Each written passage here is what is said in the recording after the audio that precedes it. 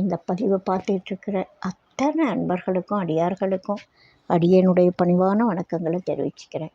அன்பினை பெறுவாயாகில் அதர்மங்கள் அனைத்தும் நீங்கி துன்பமும் தவிர்ந்து போகும், துயரம் இங்கு உண்டோ சொல்வாய். இந்த பதிவில் நம்ம பார்க்க போகிறது அருட்பாடல்களுடைய சிறப்பு பற்றிய அடுத்த ஒரு வரியை பார்க்க போகிறோம். முனைவர் கலைமாமணி பத்மநாபன் அவர்கள் முதலாக அருட்பாடல்களை படிக்கவும் பிழை திருத்தவும் அதுக்கு எடுத்துக்காட்டு பாடல்கள் கொடுக்கவும் ஆரம்பித்து இதில் மனமொன்றி அந்த புத்தக வடிவம் கொண்டு வரும்பொழுது தான் முதலாக அருட்பாடல்களை படித்தார். படித்து முடித்த உடனே, அதாவது ஒரே தடவையில் படிக்கலை, ஒரு வரியை பல தடவை, ஏன்னா பிழை திருத்தம்லாம் பண்ணுறது ஒரு பெரிய வேலை. அது மாதிரி பல தடவை படிக்கும் பொழுது அவருக்கு இந்த வரிகள் ரொம்பவும் கவர்ச்சியாக ரொம்ப மனசு ஒன்றி பிடிச்சி போச்சு. நூல் வடிவம் கொண்டு வந்தது அவர் தான். அந்த நூல் வேலையெல்லாம் முடிக்கிறப்போ இந்த நூலுடைய சிறப்பு அப்படின்னு ஒன்று சொல்லணும் அப்படின்றதுக்காக ஒரு பாடல் எழுதினார். அந்த பாடல் எனக்கு ரொம்ப ரொம்ப பிடிச்சிருந்தது. உங்களுக்கு அருட்பாடல்களை நீங்கள் இது வரைக்கும் படித்ததே இல்லை, இப்போ படித்த உடனே இப்படி எழுதியிருக்கீங்களே, உங்களுக்கு எப்படி இப்படி இந்த பாட்டு எழுத தோணுச்சு அப்படின்னு நான் கேட்டேன். அவர் சொன்ன பதில் மிக சிறப்பான ஒரு பதில். இந்த பாடலை நான் எழுதலை. அவர் ஒரு மிகச்சிறந்த முருகனடியார். நிறைய அவருடைய பாடல்களை பாட்டு வடிவத்தில் தான் முருகனை வேண்டுவார். தினமும் திருப்புகழ் படிக்கக்கூடியவர், நல்ல ஆன்மீக நாட்டம் உள்ளவர். அவர் சொன்ன பதில் ரொம்ப ஆச்சரியமான பதில். இந்த பாடலை நான் எழுதலை, ஒரு பாட்டு எழுதணும்னு நினச்சேன், நான் உட்கார்ந்தேன், அந்த சொற்கள்லாம் தானே வந்தது. இந்த சொற்களை அங்கே போடணும், இந்த வரி இப்படி சொல்லணும்னு என் மனசுக்குள்ளேருந்து யாரோ சொல்லி என்னை எழுத வச்ச மாதிரி இருந்தது அப்படின்னு சொன்னார். எனக்கு ரொம்ப ரொம்ப ஆச்சரியமான விஷயமாக அந்த தோணுச்சு. அந்த நூலுக்குரிய சரியான பொருத்தமான பாடல், அந்த சிறப்பை சொல்லக்கூடிய ஒரு பாடலாக தான் நான் நினைக்கிறேன்.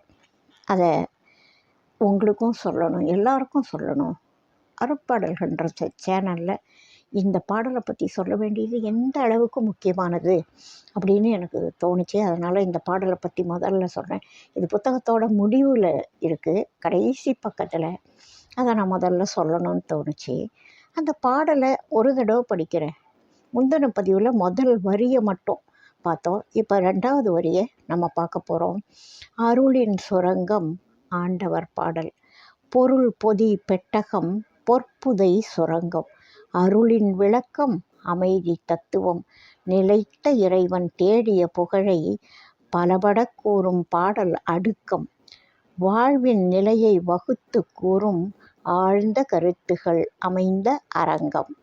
சைவ சித்தாந்தம் சாற்றிடும் உண்மையை தெய்வ நிலையில் தெரிவிக்கும் திகழொளி. மனிதனை புனிதனாய் மாற்றும் மந்திரம். இனிக்கும் தேனெனும் தெள்ளிய அமுதாம் தெளிவிலா நாங்கள் தெளிவுரை வகுத்தோம். ஒளியிலா சிற்பி சிலை வடித்ததைப் போல் வையகம் ஏற்குமோ வரியேம் அறியோம். செய்தோம் உரையை சிறக்குமோ இல்லையோ. ஆண்டவர் தாள்களே அரணாம் வேண்டி நிற்கிறோம் விமலர் அவரையே அப்படின்னு அந்த பாடலை எழுதி முடிச்சிருந்தார். அந்த பாடல்கள், அதாவது அருட்பாடல்களுடைய சிறப்பை சொல்லுது. அருளின் சுரங்கம் ஆண்டவர் பாடல். அருள் சுரங்கம் அப்படின்னு சொல்லுது. ஒரு சுரங்கத்திலேருந்து ஒவ்வொரு பொருளை சுரங்கத்தில் தோண்டி எடுக்கணும், ஆழமாக போகணும், பல சிரமப்படணும். அதுக்கப்புறம் தான் அந்த பொருளை வெளியில் கொண்டு வர முடியும். நிலக்கரி சுரங்கம், தங்கச் சுரங்கம், வைரச் சுரங்கம் போல இந்த அருட்பாடல்கள் அருளின் சுரங்கம் அப்படின்னு சொல்கிறார். அருளின் சுரங்கம் ஆண்டவர் பாடல். அடுத்த வரியில் சொல்கிறாரு, பொருள் பொதி பெட்டகம் பொற்புதை சுரங்கம் அப்படின்னு சொல்கிறார். இப்போது எல்லாரும் விலை உயர்ந்த பொருட்கள் வீட்டில் வாங்குகிறோம். ஒரு தங்கமோ வைரமோ நவரத்தினங்களோ ஏதோ அவங்கவுங்க சக்திக்கு உண்டானதை வாங்குகிறோம். அலட்சியமாக வெளியில் வைப்போமா? எங்கேயாவது வெளியில் அப்படி டேபிள் மேலே டைனிங் ஹாலில் அங்கே இங்கேன்னு வச்சுருவோமா. காட்சி பொருளாக வைக்கக்கூடிய விஷயங்கள் வேறு. ஆனால் விலை உயர்ந்த பொருட்களை எங்கே வைப்போம்? அதுவும் நிறைய பொருட்கள் இருக்குது. வசதியானவங்கிட்ட இன்றைக்கி நீங்கள் யோசிக்கவே வேண்டாம். உலக பணக்காரர் வரிசையில் இருக்கக்கூடிய ஒருத்தர் இந்தியாவில் இருக்கார். ஒவ்வொரு நாட்டில் ஒவ்வொருத்தர் இருக்காங்க. அவங்க தங்களோட பொருளை எல்லாம் ஒரே இடத்துல வைப்பாங்களா? வெளியில் காட்சி பொருளாக வைப்பாங்களா? வெளியில் மற்றவங்களுக்கு தெரியும்படியாக இருக்கக்கூடிய பொருட்கள் அவங்க வீடு, காரு அதெல்லாம் இருக்கலாம். ஆனால் பெட்டகம்னு ஒன்று இருக்கும். அதில் மிக முக்கியமான உயர்ந்த பொருட்கள் அதையெல்லாம் பெட்டகத்தில் வைப்பாங்க. லாக்கர்னு சொல்லலாம். அதுக்கு அந்த காலத்தில் அந்த விலை உயர்ந்த பொருட்களை இரும்பு அலமாரி அப்படின்னு சொல்லுவாங்க. அதுக்கு முன்னாடி லாக்கர்னு சொல்லுவாங்க. அதுக்கு ஒரு வீடு, வீட்டுக்குள்ளே ஒரு அறை, அறைக்குள்ளே ஒரு அலமாரி, பீரோ, அது பாதுகாப்பான, மற்றவர்களால் எடுக்க முடியாத அளவுக்கு பாதுகாப்பான பூட்டு சாவியோட அதுக்குள்ளே அந்த விலை உயர்ந்த பொருட்களை வைப்பாங்க. அது எப்படிப்பட்ட பொருட்களை வைப்பாங்க? விலை உயர்ந்த பொருட்கள், தங்கம், வைரம் போன்ற, மாணிக்கம் போன்ற விலை உயர்ந்த பொருட்களை தான் அதில் வைப்பாங்க. சாதா பொருட்களை அங்கே கொண்டு வைக்கிறதில்ல. அப்படி பொருள் நிறைய வச்சது. அந்த காலத்தில் தங்கம் அதிகம். இப்போ எத்தனையோ பேர் பணத்தை அடுக்கடுக்காக அண்டர் கிரவுண்டில் வச்சுருந்தாங்க அப்படின்லாம் கேள்விப்பட்டிருப்பீங்க. இன்றைக்கி பேங்க்கில் லாக்கர் இருக்குது. பெரிய பணக்காரர்கள் பாதுகாப்பு கருதி தங்களோட வீட்டில் வச்சா பாதுகாப்பு கம்மி அப்படின்றதுனால வங்கியில் கொண்டு லாக்கரில் வைக்கிறாங்க. அதை வேணுன்ற போது எடுத்து வரலாம், பயன்படுத்தலாம், திரும்ப கொண்டு போய் வங்கியில் வச்சு பூட்டிடலாம்.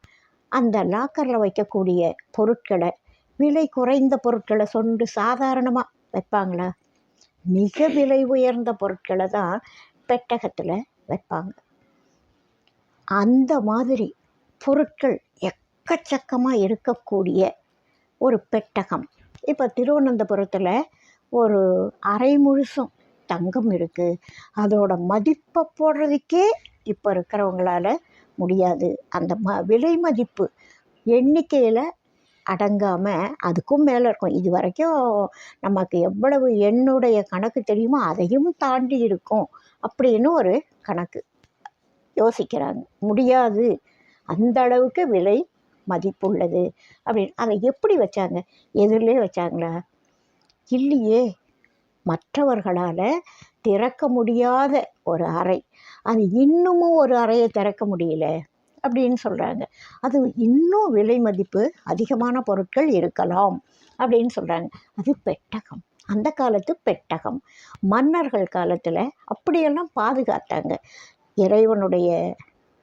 இறைவனுக்கு ஒரு கோவிலை கட்டி அதுக்கு அலங்காரத்துக்கு நகையை கொடுத்து அதுலேயும் அதிகமான தங்கத்தை அப்படியெல்லாம் வச்சுருக்காங்க. இந்த மாதிரி பெட்டகங்கள் பல கோவில்களில் பல வகையில் பாதுகாக்கப்படுது. குடும்பங்களில், வீடுகளில் பாதுகாக்கப்படுது. நாட்டிலையும் அதே மாதிரி பாதுகாக்கப்படுது. வங்கியில் பாதுகாக்கப்படுது. ஒவ்வொரு இடத்துக்கும் அவங்கவுங்களுடைய வருமானத்துக்கும் ஏற்றவாறு அளவுகள் மாறலாம். ஆனால் பெட்டகத்தில் இருக்கிற பொருட்கள் எப்படிப்பட்டது அப்படின்னா விலை உயர்ந்த பொருட்கள். அதை திறந்து எடுக்கிற உரிமை யாருக்கு இருக்கும்? சிலருக்கு மட்டுமே இருக்கும். அவங்களுக்கு மட்டும்தான் அந்த பொருளை எடுக்கிற உரிமை இருக்கும். அப்படி ஒரு பெட்டகம் இருந்தால் அதில் நிறைய பொருட்கள் இருந்தால் நமக்கு எடுக்க தெரிஞ்சு எடுத்தால் எவ்வளவு நாம் அனுபவிக்கலாம். அதுதான் அருட்பாடல்கள் அப்படின்னு சொல்கிறார். பொருள் பொதி பெட்டகம். பொருள் பொதி பெட்டகம் நிறைஞ்சி இருக்குது. பொருள் கொஞ்சமாக இல்லை, ஒன்றே ஒன்று, ரெண்டே ரெண்டு இல்லை. விலை மதிப்பற்ற அந்த திருவனந்தபுரம் கோவிலில் இருக்கிற மாதிரி விலை மதிப்பற்ற பல கருத்துக்கள். பொருள்னா பொருள் மட்டும் அல்ல, சொல்லின் பொருள் அப்படின்னா என்ன? அதுவும் பொருள் தானே.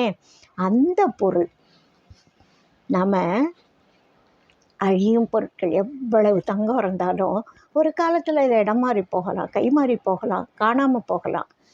நிறைய பெரிய பணக்காராக இருந்தவங்க, ஏகப்பட்ட செல்வந்தராக இருந்தவங்க ஒன்றும் இல்லாமல் போகிறதையெல்லாம் இன்றைக்கி நம்ம பார்த்துருக்கோம். நம்ம கண்ணு முன்னாடியே நிறைய இருக்கும். அதுபோல் இது அழியும் பொருள் அல்ல, பொருள் பொதி பெட்டகம். எது? அருட்பாடல்கள். என்ன பொருள்? எழுத்துக்கு ஒரு பொருள் உண்டு. பல எழுத்துக்களின் கூட்டான சொல்லுக்கு ஒரு பொருள் உண்டு. பல சொற்களின் சேர்க்கையான ஒரு வாக்கியத்துக்கு ஒரு பொருள் உண்டு.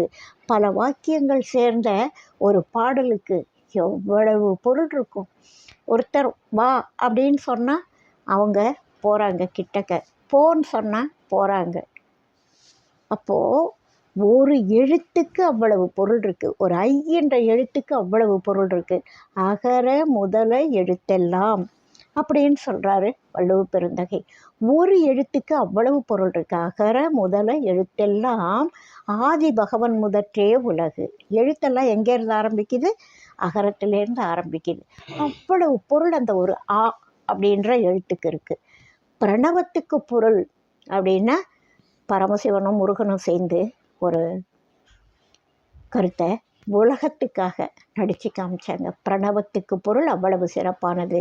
அதை சொல்லக்கூடியவங்க பெரியவங்க, கேட்கக்கூடியவங்க பவ்யமாக கேட்டு வாங்கி வச்சிக்கக்கூடிய நிறைய உட்பொருள் நிறைஞ்சது பிரணவம். அது எல்லாத்துக்கும் மூல மந்திரம் அப்படின்னு சொல்லி ஒரு சொல்லுக்கே அவ்வளவு பொருள் இருக்குன்னு இருக்கிற போது இந்த அருட்பாடல்களுக்கு எவ்வளவு பொருள் இருக்கலாம். அத்தனைக்கும் சேர்த்து ஒரு வார்த்தையாக பொருள் பொதி பெட்டகம் அப்படின்னு சொல்லியிருக்கார். அப்போ எவ்வளவு பொருள் இருக்கும் உள்ள. ஒவ்வொரு பாடல்லையும் ஒரு ஒரு பொருள் இருக்கும், ஒவ்வொரு வரியிலையும் ஒரு பொருள் இருக்கும். ஒவ்வொரு கருத்தை தன்னுள்ள அடக்கி இருக்கிற சைவ சித்தாந்த கருத்துக்கள்னு சொல்கிறாங்கல்ல, அது போல் ஆன்மீக கருத்துக்கள் மனுஷனை வழி நடத்தி கொண்டு போய் முத்தி நெருக்கி சேர்க்கக்கூடிய பொருள் பொதி பெட்டகம். எது? அருட்பாடல்கள். வேதத்தில் சொல்லப்பட்ட கருத்துக்கள் இதை சுருக்கி சொல்லப்பட்டிருக்கு. ஆகமங்களில் சொல்லப்பட்ட கருத்துக்கள் சுருக்கி சொல்லப்பட்டிருக்கு. அதனால் இது பொருள் பொதி பெட்டகம். அந்த பொருளை தன்னுள்ள அடக்கி வச்சிருக்கிற ஒரு பெட்டகம். யார் எடுத்து படிக்கிறாங்களோ அவங்களுக்கு இதை எடுக்கக்கூடிய, அதை புரிஞ்சிக்கக்கூடிய, உணரக்கூடிய, அனுபவிக்கக்கூடிய ஆற்றல் கிடைக்கும். அதனால் இது எப்படிப்பட்டது? பொருள் பொதி பெட்டகம், பொற்புதை சுரங்கம்.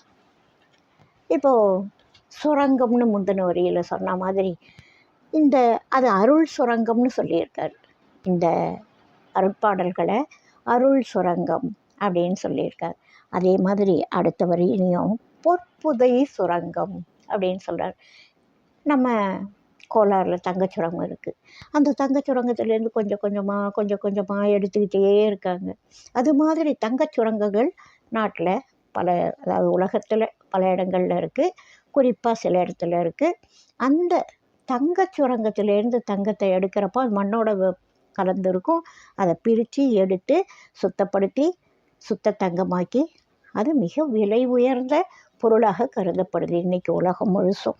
அந்த பொற்புதை சுரங்கம் இது எப்பேற்பட்டது அருட்பாடல்கள்னால், பொண்ணு உள்ளே இருக்குது, புதஞ்சி இருக்குது, அந்த பொண்ணை நோண்டி எடுத்து நீங்கள் அனுபவிங்க அப்படின்னு சொல்கிறார்.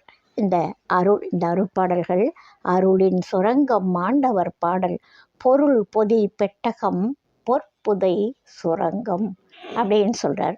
அடுத்த வரியோட கருத்தை அடுத்த ஒரு பதிவில் பார்க்கலாம். வாழ்க வளமுடன். இந்த அருட்பாடல்களை பற்றி இன்னும் தெரிஞ்சுக்கிறதுக்கு ஆர்வம் உள்ளவங்க, இதுக்கு முன்னாடி சப்ஸ்கிரைப் பண்ணாதவங்க சப்ஸ்கிரைப் பண்ணுங்கள், லைக் பண்ணுங்கள், ஷேர் பண்ணுங்கள், உங்களோட கனிவான கருத்துக்களை சொல்லுங்கள். இன்னும் அடுத்த வரியில் அடுத்த கருத்துக்களை நம்ம பார்க்கலாம். வாழ்க வளமுடன். வாழியன் நாளும் மெய்மை, வாழ்க நல்லறங்கள் எல்லாம், வாழியன் அப்பெரியோன் நாமம், வாழியே வாழி வாழி. உங்களை இந்த நல்ல விஷயங்களை கேட்கக்கூடியவங்க எல்லாருடைய திருவடியும் வணங்கி